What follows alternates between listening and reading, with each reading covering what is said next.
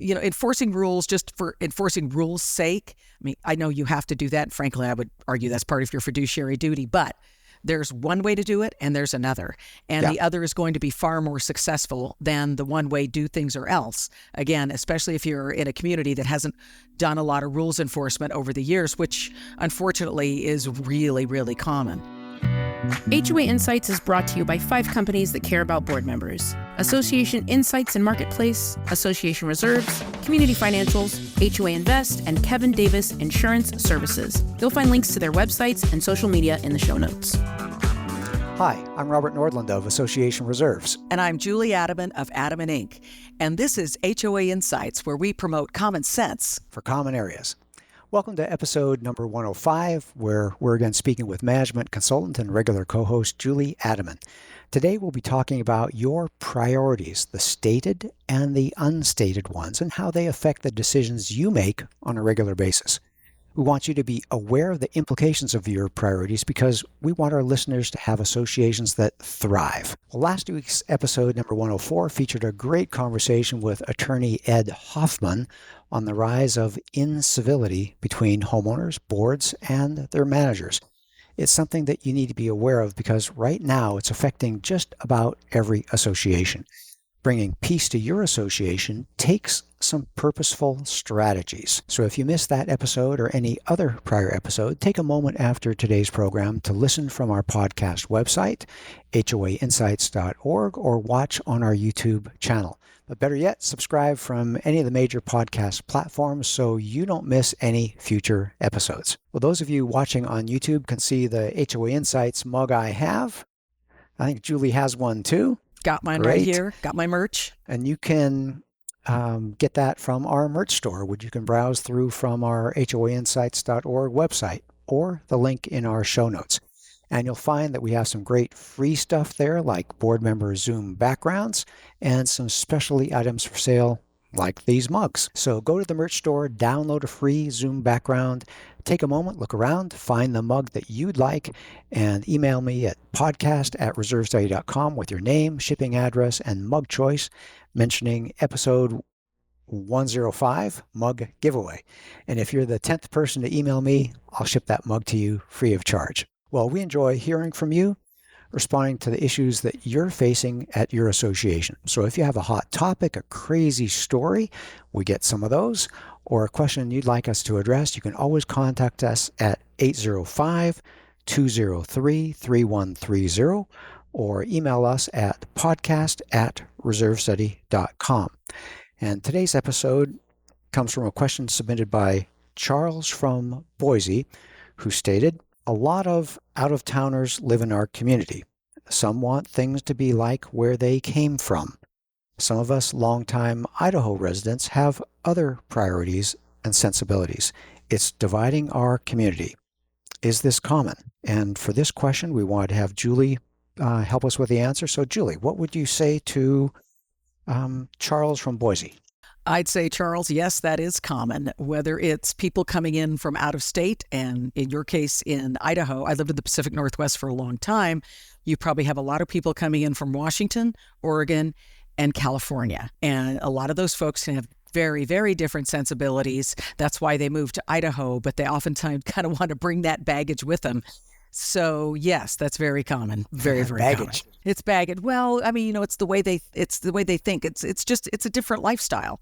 And I think people, they don't necessarily mean to come across that way. I mean, some do, of course, but I think a lot of people just don't realize there's such a cultural difference, and they kind of have to ease into the cultural differences and realize that everything's not going to be the way it was back in Van Nuys. So I think I have empathy for what you're going through, but I do think there's ways to address it. Okay, well, let's talk about that. Priorities. I think having differences is actually a very good thing. It gives a blend to the association. Homogeneous association is probably a boring place. It's not necessarily a good place, but diversity gives some richness. But what are a board's priorities? And we've talked before about having a mission and vision statement. How is this different from that or the same as that? Well, I want to say that what Charles, was it Charles? Is that his name? Anyway, Charles, yes. It's Charles. Yeah. What he said was, his quote was, Idaho residents said they have other priorities and sensibilities. So let's isolate the sensibilities for the time being, and let's go to the priorities like you were talking about. I think because people come in from other areas, and they don't necessarily have to be, the Californians or the Washingtonians or the Oregonians moving in. It could be people from other countries. I mean, places that are incredibly diverse. I mean, if you're anywhere that you have a lot of diverse people, I mean, like in the Bay Area, Seattle area has it. I mean, Los Angeles has it. So you have people who are from countries all over the world. Yeah, and blending, a serious melting pot. And that can be everything from different language, I have a whole chapter in my board classes online that talk about that. People, they could, they're completely different. You have different foods, you have different mores, you have just even different languages. So anyway, I think, but what everyone can focus on, and what a board can focus on, are its priorities. So what are the priorities of the board in a particular time frame? So it could have long-term goals and objectives, or you could just be doing like a priority of the month, excuse me, like we were talking about before we went on air. But I think the biggest problem is the board has their priorities, and they know what they're going through and what they're going to do, but they don't necessarily communicate that to the homeowners. And now, I'm not saying if, as we were saying, if this month's priority is, well, we're getting the asphalt redone, but that bleeds into the next month, that's still your priority. But you come back to those stated priorities that you have given your homeowners, and I really encourage boards to do that. So whether it's every board meeting or once a quarter or whatever, and you send it out in the newsletter, meaning the e-blast, or it's on your website, or it is a typical snail mail old-time one to do, I would let the homeowners know. Not that there's anything wrong with that. Not that there's anything wrong with that at all. But you need a stapler, Bob. Yeah, I know. And do I even have staples? Okay. I think, yeah, exactly. So talk about kicking it old school there. But anyway, no matter how you do it, I think that if the board communicates with the owners and the residents on what its priorities are for the coming X amount of time, I mean, I'd say you need to have goals and objectives every single year. You need to say, we're going to get these 3 major things done, and then there's a couple smaller things we're going to try and get done, and this is how we're going to approach it, and this is the time frame. I encourage you to do that. I will say you should all do that. I know everyone doesn't. You've got time constraints and all that kind of thing. But if you do that and you stick to that as best you can to the plan, and communicate to the owners that plan, the priorities of the plan, and where we are at each month or quarter or whatever you're doing with that, it goes a long way for people to understand where the board is at and where the community is going. You are the leaders of the community. You have to tell the community where it's going, and you have to bring them along with you. And of course, what are your priorities? Are they rules enforcement? Are they social events? Are they, whatever? Are they, remedial repairs that need to be done? There's all kinds of, it's a community association. We could say all of the above. But I think it's good to focus on those and let everyone know what you're doing. And for the people that come from out of state, it's a good way for them to go, okay, now I see where these guys are going, and I don't have to go there and tell them, we did it this way where we used to live. If you tell them what your priorities are, and try to bring them along with you. Well, I think there's this, and you said it very quickly, but you talked about the board knows, but do the homeowners know? And let's give the board members credit that, let's say they're multi-year board members, they've got a good thing going on, they're taking good care of the association, but the homeowners are wondering. I think it's going to be a real big step in the right direction, a real positive aspect if the board is communicating that. Because if the homeowners know that the association is in good hands and things are getting taken care of, then you don't have that absence of information which causes anxiety. And we've talked about it before, nature abhors a vacuum. Rumor will start. If you can have, and I just started writing things down here, you talked about it, the annual calendar of things to focus on. First thing I start with from my background is the reserve projects. Is this going to be a big year or a little year? Are we doing anything at all? Or is something simple? We're just replacing the pool furniture this year. Something hopefully simple. Or is it a big roof project? The board needs to know that. And they've got, what are the other things that are calendared? They've got the tax filings. They've got the budget that is a season. There's probably landscape that is the spring into the summer. There's these different things that you want to be able to hit on. Oh, and there's hopefully you have some social events, maybe Memorial Day, 4th of July, Labor Day. That takes some planning. So there's some seasonality. And I'm thinking we live our life on seasons. Our kids go to school. That's a season. We watch football or baseball or soccer or basketball, March Madness, basketball, hockey. I'm probably leaving some things out, but we live on seasons. But WNBA. WNBA, yeah, I said basketball. There's both sides. But boy, the richness of being able to say, if someone's saying, but something's looking shabby over here, to be able to say, yeah, no worries. That's on the calendar for June. Yep. Every year at June, we catch up on all our maintenance. If there's a gate that is not closing, boy, we walk around and maintenance gets done in June. Hopefully you do the emergency stuff that week or that day. But to be able to give assurance. And Kevin, I can hear Kevin's voice now saying, just lower the temperature. Lower the temperature. Yes, that's Kevin. Yeah, we both listen to Kevin. Yeah. That's just fascinating to be able to get ahead of it. And that so many times you've talked about pressing the communication button. Can't do it enough. No, there's really no such thing as over communication in our industry. And, for the boards, I know it's often challenging for them to, especially if you are still in the workforce, if you're not retired, you're still in the workforce, maybe you've got kids at home, your life is really busy. I get it. And I think that's kind of what happens. A lot of people fall off on that. They're like, well, if they want to know, they need to come to a board meeting. Well, by the time they figure it out and they come to the board meeting, they're probably mad about something because you're not doing this proactive communication. It's too late. It's too late by that time. It is. And they're already mad. And even if you've already done it and taken care of it, they still have that emotion level that Kevin right here, they still have that emotion level that's up here. And it takes a while for that to dissipate, or it doesn't dissipate and they find something to turn that anger on. I would say it's incumbent upon board members to be really cognizant of how much that communication of your priorities as a board to the homeowners, to get that to the homeowners. And something, and can we talk about the sensibilities part for a minute? Because he says they don't have our sensibilities. Okay. And I get, that's because culturally, your sensibilities are probably completely different. Not everybody's, but you definitely will have that. I hear that from people in Texas. They're like, oh my God, the Californians came in and they want to do it just the way they did there. And they're like, you moved to Texas to get away from that. And there's so two sides of it. I'm in Arizona now and I hear the exact same thing. Oh, all these people from California came and moved in.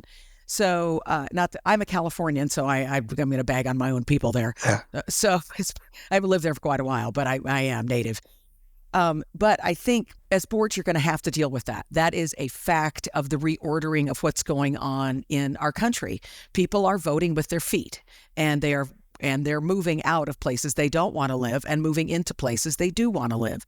Interesting. And, yes. Red and blue states. Red and blue states. And I kind of live in a purpley state, but I'd say it's actually more red than blue.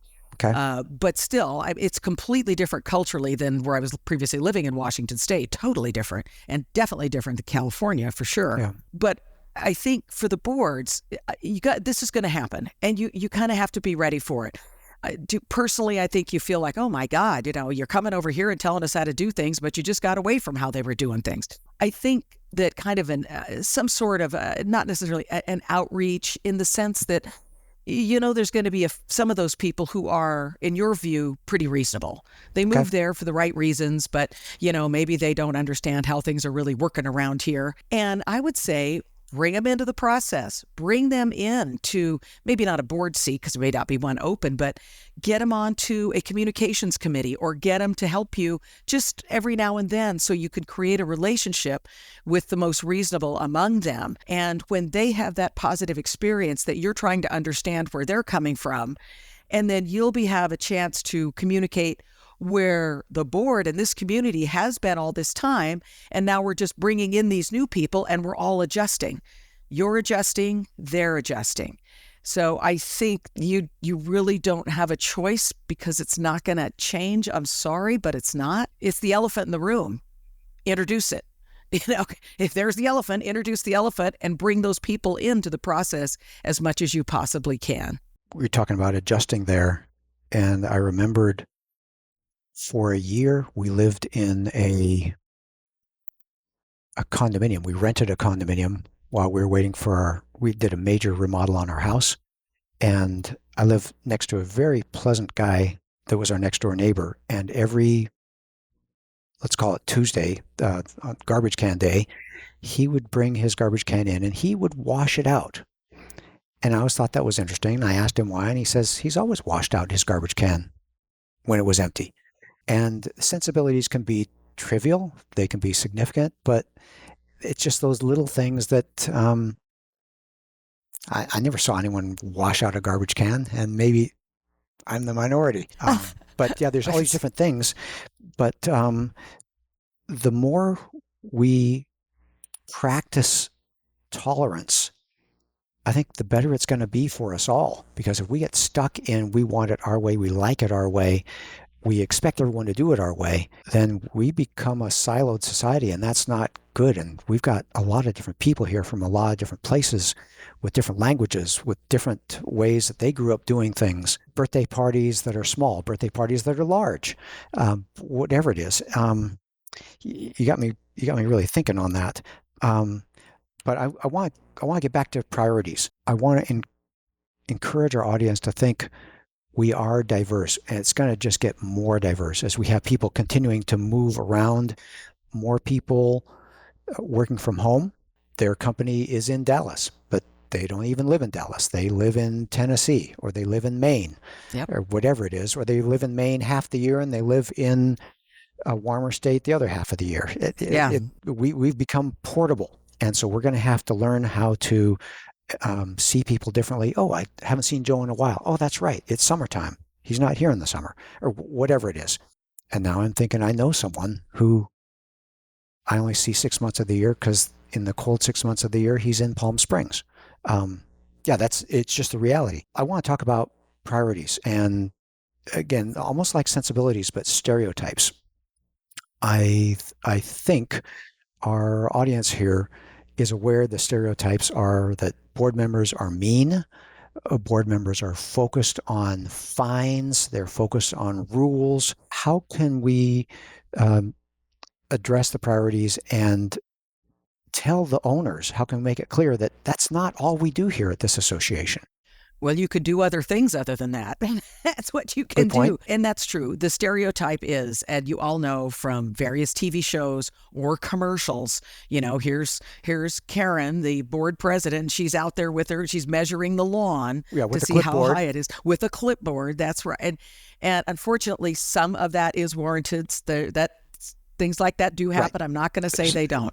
Stereotypes are there for a reason. They are there for a reason, but sometimes they kind of grow beyond their reality, right? Yeah. But it always makes a good story. And a lot of people do feel that way. I mean, we could talk about that survey that came out that we talked about a couple of shows ago. Yeah, that people were overall, they don't think you should live in an HOA, except if you drill down to the survey, almost all of them said, we really like our property values here and that all the houses have to be kept up. But there you are, right there. That's their sensibilities or their priorities. My priority is the dues are too high and the boards don't know what they're doing. But the other part is I really like living here because the landscape looks good or whatever. It was just, it's a funny thing. So people have these two parts that they always want to deal with in HOAs. But one of the parts always is the board doesn't know what they're doing, or they're spending too much money, or they don't do anything but send out fines. So how do you combat that? You combat that by doing other things. And you combat that by, especially if you're the type of association that has gone for years and years without really enforcing anything. I was just talking to someone about this. What do you stand for? Yeah. What do you? Yeah. Well, actually, who I was just talking? I was talking to my son who works for a management company, and they got a large account, and nothing had really been followed up on in a very long time, and so the board president initially wanted to, we got to send this stuff out. Send it out right away. Tell them they have 30 days to clean up. Well, this place had been gone on for a couple of years without anyone really doing anything. And, you want to kind of soft pedal that. You don't really want to come out and say, clean it up within 30 days, even though it's been there for 4 years. You want to send out the soft notice. Yeah. Hey, everybody, we want to let you know that this is what we're planning on doing this year. And we know it hasn't been done before, but this is in an effort to increase our property values. That's why I already started to write that down. Why? Yep. Yeah, because we don't have a rule just because we're mean, everyone out of the pool at 10 o'clock. It's the why. Because we here at Happy Valley Villas try to be a peaceful, welcoming community, we ask everyone to be out of the pool by 10 o'clock at night. You got to have the why in there. You do. And actually, people will understand the why. I mean, they may go about it at first, but they really do understand the why. Yeah. So enforcing rules just for enforcing rules' sake, I mean, I know you have to do that. And frankly, I would argue that's part of your fiduciary duty, but there's one way to do it and there's another. And the other is going to be far more successful than the one way do things or else. Again, especially if you're in a community that hasn't done a lot of rules enforcement over the years, which unfortunately is really, really common. Yeah. And again, it's the same thing with the people who come from other places. They don't know why you do things necessarily in Idaho and why that's different than what we do in San Francisco. Or in Seattle or Boston it's usually West Coast people that have moved to Idaho and up and around that area. I know because we looked at moving there, ended up settling on Arizona. The differences that we have this, it's only, as Robert said, it's only going to get more diverse. And, another reason it's going to get more diverse is the advent of AI and the jobs that is going to take over, and people having to be in their office. I mean, there will be people who have to be in the office, and as a business owner, I think that's a really smart thing to do. But there are going to be a lot more people that do different things and jobs that we don't even know about yet. Yep. I mean, we just don't know. So if you look in the next 10 years, for those of us who are, on the backside of the backside of 60, almost to 70. Careful. Closer to 70 than 60. I can't believe it. But anyway, but for those of us on that end, it's actually, and often we're the ones who are board members, right? It's usually often people who have time because they're working part-time or retirees or something like that. But you have to understand this is what's coming down the pike. There's no getting away from it. So how are we going to manage it? Are we going to manage it by, clamming up and telling people, no, we don't do it that way because, or are you going to say, well, this is why we do this way in this area or in this community? And it's going to take some politicking on your part for sure, but asking people why they think the way they think, I think it's okay. I just say, why do you think we should do it that way?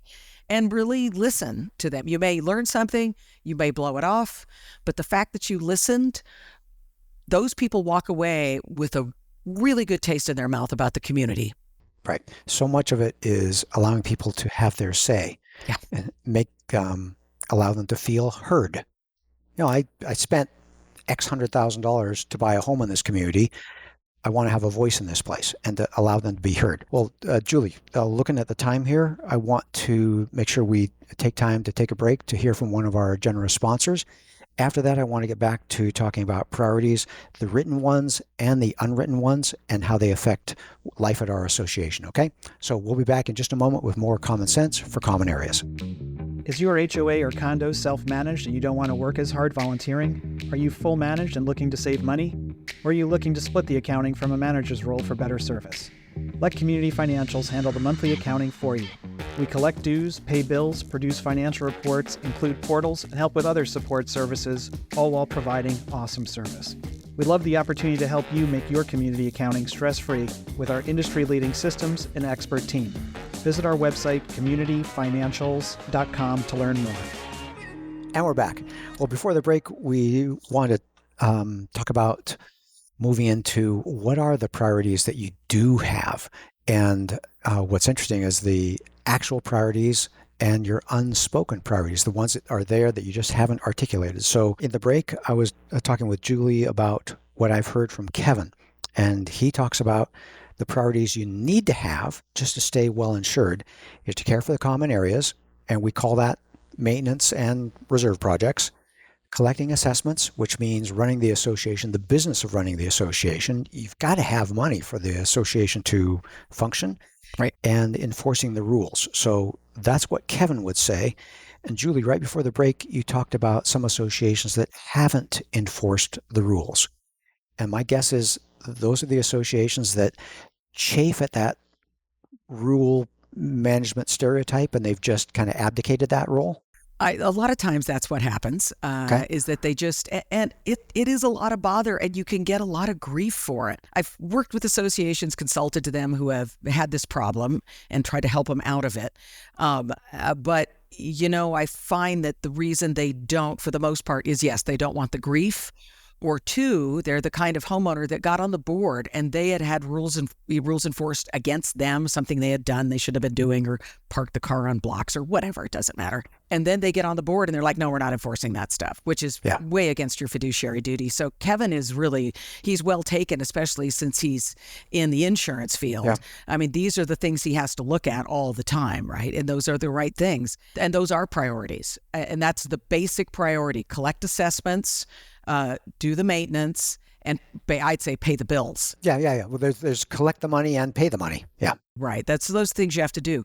But those absolutely have to be your priorities. Oftentimes, unwritten priorities sneak in there. Unwritten ones. So let me ask you this. If your association hasn't raised assessments in 5 years and you are only 20% funded on your reserves and you're cutting services because you're don't have enough money to pay for that, though you haven't said it, your priority is, Robert? Low monthly assessments. Monthly assessments. You are changing your pool service from twice a week to once a week, changing your landscaper from twice a week to once a week, only because you want to pay half the money, only because you're trying to keep the assessments at the same as they are last year, and you're not looking for what's it take to make our community inviting. How much are you damaging home values when half the time the grass is too long, half the time the flowers aren't trimmed and blooming and blossoming, it doesn't look inviting. You're shooting yourself in the foot. But yeah, I think that's the biggest unwritten priority that we see. Literally, we can see. Every day. Yeah, it's not a board that has it written down, but when you're doing that, the homeowners see it, and you may think that you're doing it in their best interest, but what are you saving them? $50 a month? But in saving them $50 a month, if you're losing $10 and $20 and $50,000 in home value, you're shooting yourself in the foot. Not only that, you're breaching your fiduciary duty, I would argue. Good Absolutely. Point. Yeah. Governing documents say that you are empowered and have the responsibility to collect assessments, to pay for the bills of the association, to sustain the association. And that's not just the monthly bills that you receive in the mail or receive via email. That's the roof deterioration, the asphalt deterioration. These things are real costs. That is, in my world, that's my pet peeve. Boards who are holding on so tight to last year's homeowner assessment rate, and they think that that is their objective. And I rail against that. I spent a whole episode just going down that path. Robert can just go off. Yeah. And yes, absolutely. That happens a lot. Now, I do want to recognize that, especially in certain areas of the country, but pretty much most associations have been affected by the increase in insurance costs, which have just been onerous, or to the point where you can't get it. It's pretty bad. So I have empathy for that. I do understand that. But setting that aside, though, there's an elephant in the room. Setting that elephant aside for the time being is that still, if your association doesn't look inviting and your property values are going down, in Australia, where they call it strata management, right? Their HOA work is strata.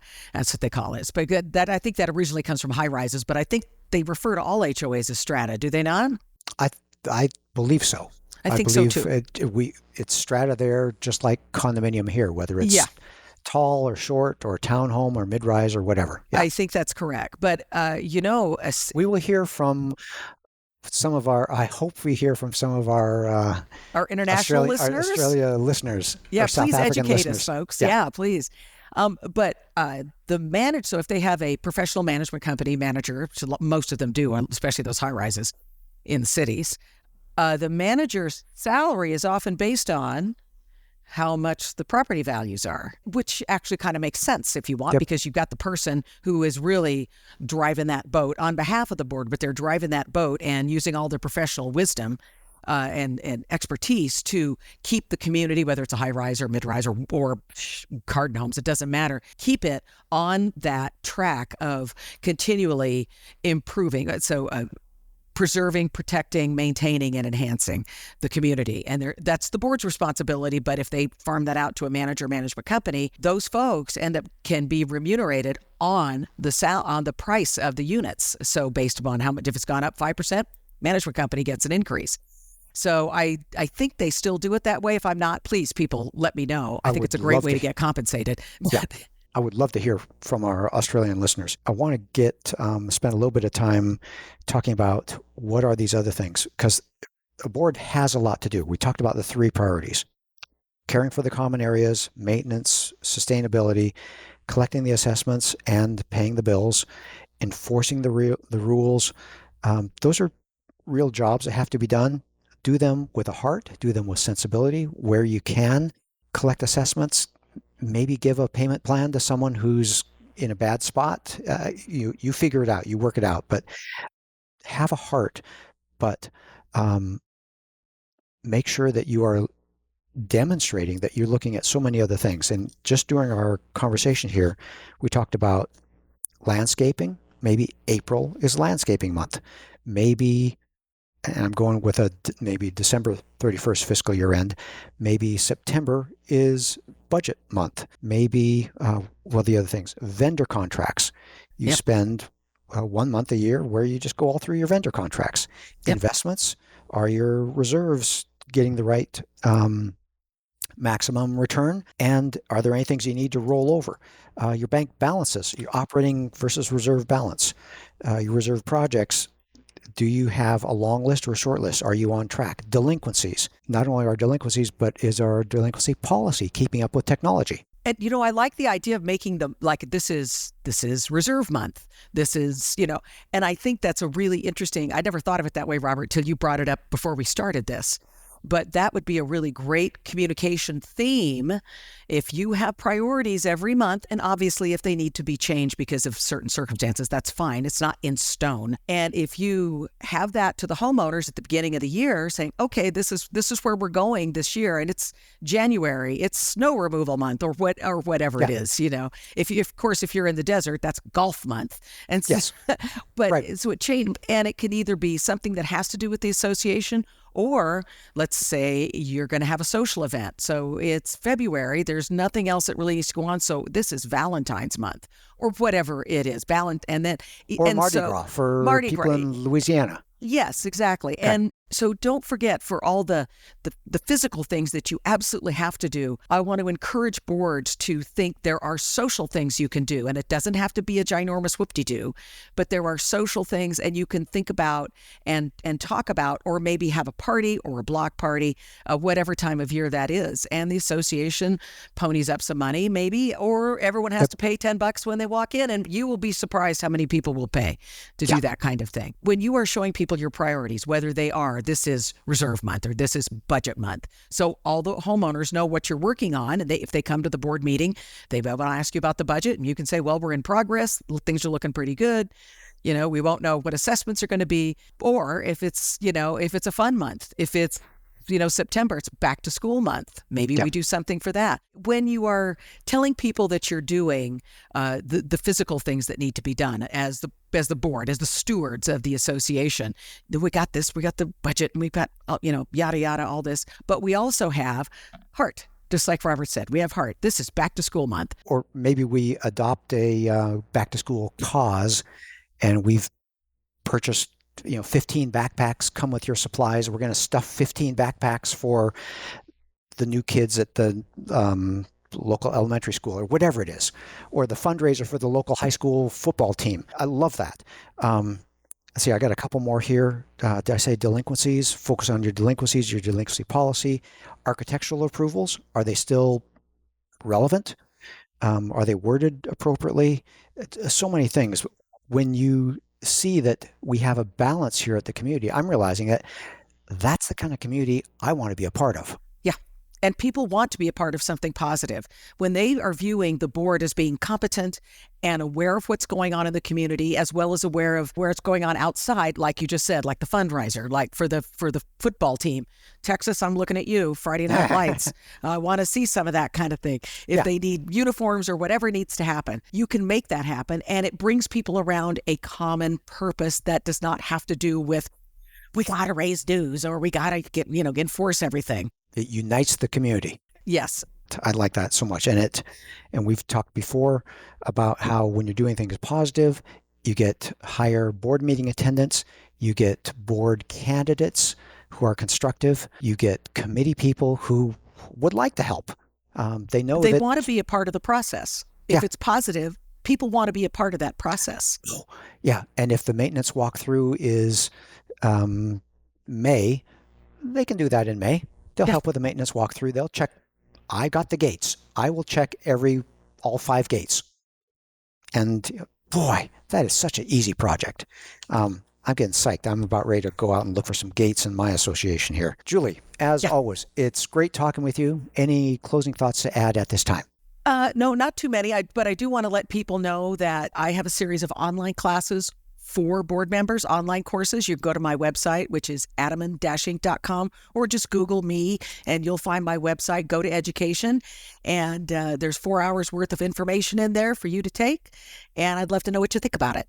It's good stuff. Every way we can, with free podcasts. Our company has webinars. Julie has board member training.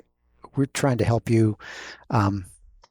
Well, here in the podcast, we hope that we're providing you some HOA insights from our discussion that helps you bring common sense to your common areas. Well, thank you for joining us today. We look forward to bringing many more episodes to you week after week after week. We're going to be here. We're going to have great guests, interesting topics, and it would be great to have you join us on a regular basis. So spread the word. See you next week. You've been listening to HOA Insights, common sense for common areas. If you like the show and want to support the work that we do, you can do so in a number of ways. The most important thing that you can do is engage in the conversation. Leave a question in the comment section on our YouTube videos. You can also email your questions or voice memos to podcast@reservestudy.com or leave us a voicemail at 805-203-3130. If you gain any insights from the show, please do us a huge favor by sharing the show with other board members that you know. You can also support us by supporting the brands that sponsor this program. Please remember that the views and opinions expressed in this program are those of the hosts and guests, with the goal of providing general education about the community association industry. You'll want to consult licensed professionals before making any important decisions.